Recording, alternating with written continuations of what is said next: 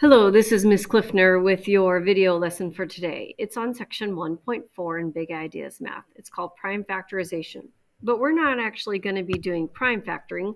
We're going to approach this a little bit differently. So for a review, a prime number has only two factors. So it is divisible by only one and itself.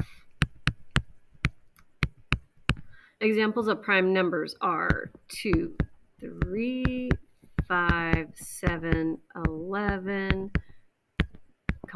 13, 17, and 19. A composite number has more than two factors, and one is a special number because it's not prime or composite. So I want to show you an example of this chart that we have that we've been looking at, and this is the list of factor pairs.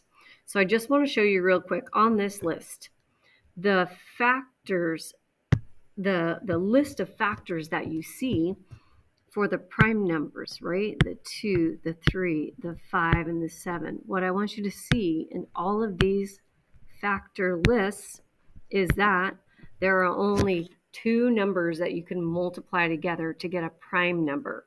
But then you notice that in lots of the other numbers, there's a list of all kinds of factors, right? So you see, let's look at, how about 90, right? So 90 has a whole bunch of factors in that list. It's a composite number. It has more than two factors. In fact, you can see that it has 1, 2, 3, 4, 5, 6, and another 6, and makes 12 factors. So there's 12 different numbers that will all go into 90, right? So that's the idea that we're going to be talking about today when we look at factors. Okay. Oops, sorry. So that was the basically the quick review. Now the second part of the notes I want you to put in, I want you to think about this. This is the definition of a factor pair. You're writing in the word numbers and product. A factor pair is the two numbers that are multiplied to form a product. So for instance, 2 and 5 are factor pairs of 10, and 3 and 4 is a factor pair of 12. So the problem that we're going to start with is as a band teacher, and this band teacher has 30 students, right? So there's a brass section of a marching band that they want to be able to put in rows for marching in a parade.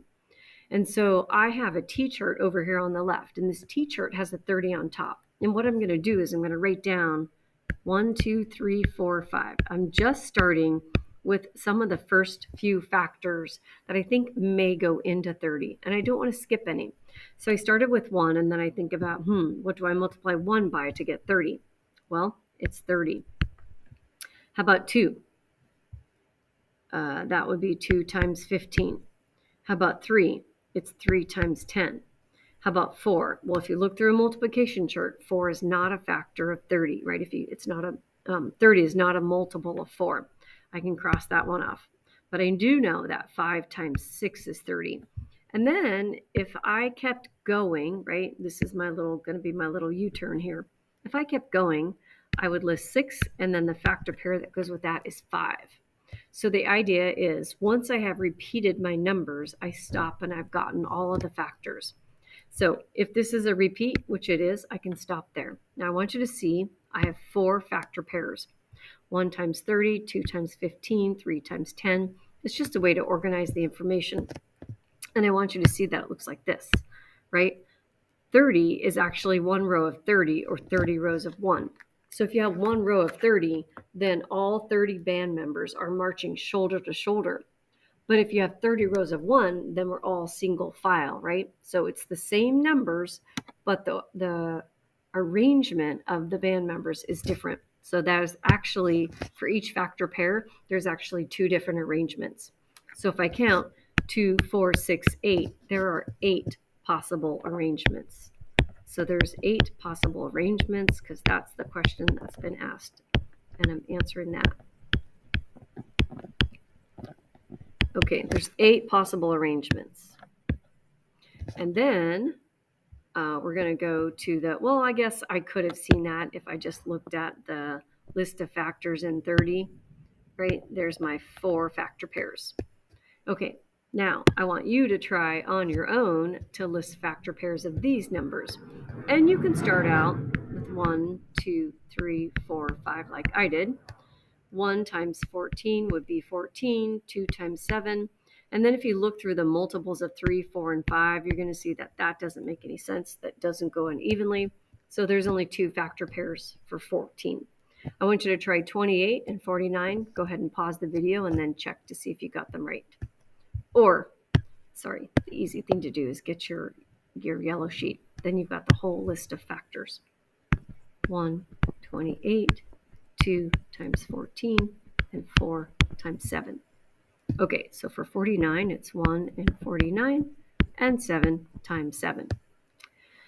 Okay, so now we're going to go back to the original example where we were looking at a marching band with 30 people. And now there's another section of the marching band, and this time it's the woodwinds, and there's 38 band members. So I could go through my list of factor pairs for 38, and I can see that it's 1 times 38 and 2 times 19. So I want you to see that I could also put this T-chart sideways, but it's the same information, just arranged a little bit differently. Okay, so I'm going to go ahead and erase that, and I'm going to move that. So now what I've done is I figured out that there's 2 factor pairs for 38, which means there's 4 different arrangements. And the question is, which has more arrangements, the brass section or the woodwinds? Well, remember, the brass section has 8 possible arrangements. So I would say the brass has more arrangements